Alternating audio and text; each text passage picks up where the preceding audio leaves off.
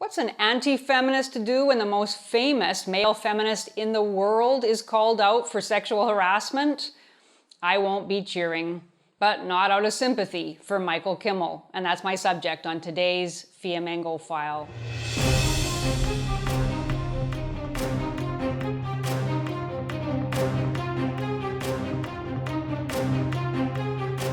I'm Janice Fiamengo of the University of Ottawa.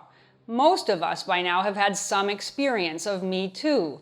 A friend, a neighbor's son, a coworker, or a loved one is suddenly accused of sexual misconduct, and now he's suspended from his job pending an investigation, or he's flat out fired, or he's walking around under a cloud, desperately hoping that another woman doesn't put the final nail in his coffin.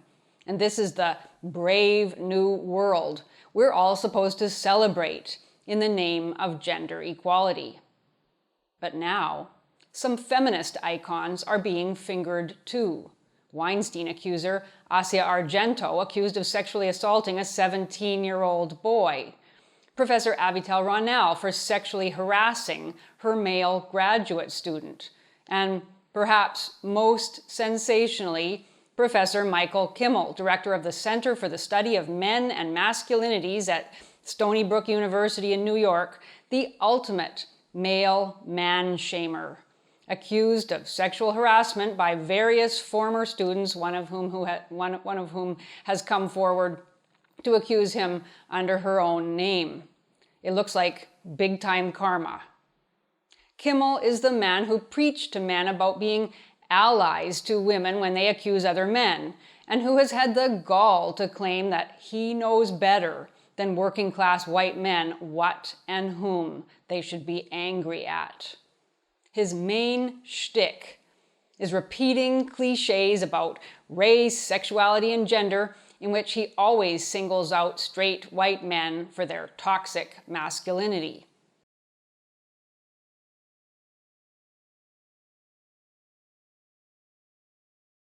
The chief obstacle to racial equality has been the behavior and attitudes of white people. The chief obstacles to sexual equality has been the behavior and attitudes of heterosexuals. And of course, the chief obstacles to gender equality have been the behavior and attitudes of men.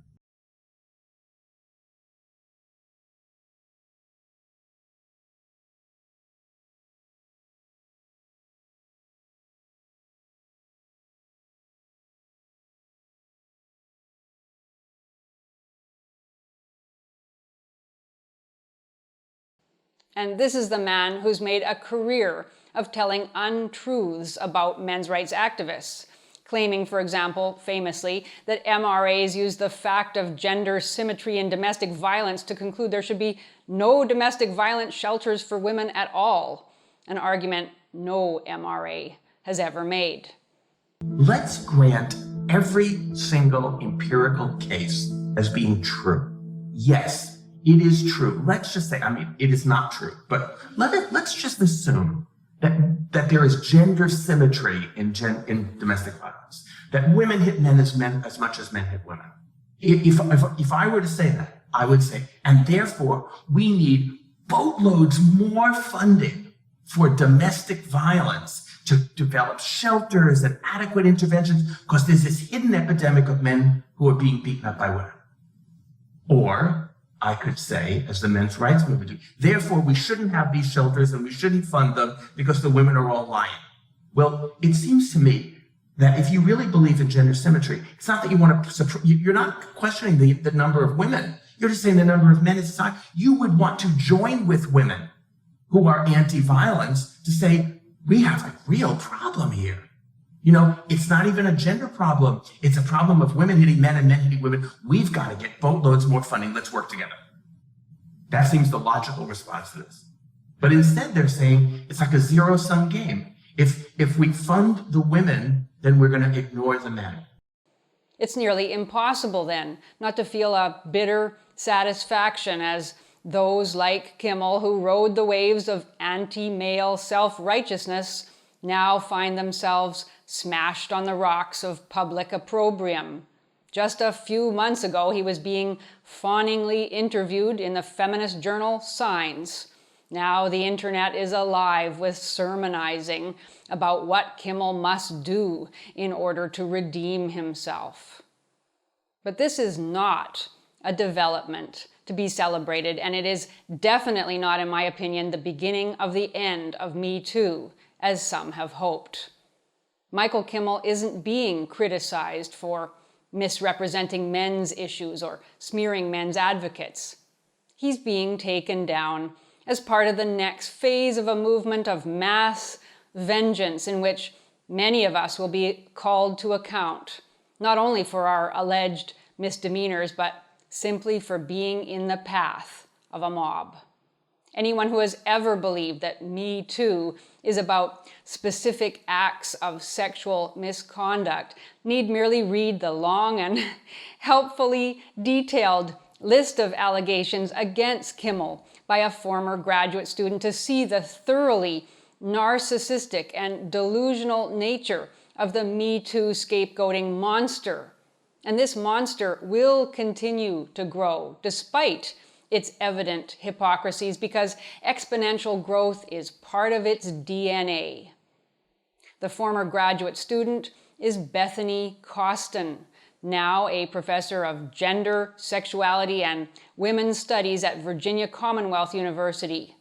And she has published a melodramatic itemizing of the campaign of terror Kimmel supposedly conducted against her. It's called Reclaiming My Fear, I Will No Longer Stay Silent, about Michael Kimmel.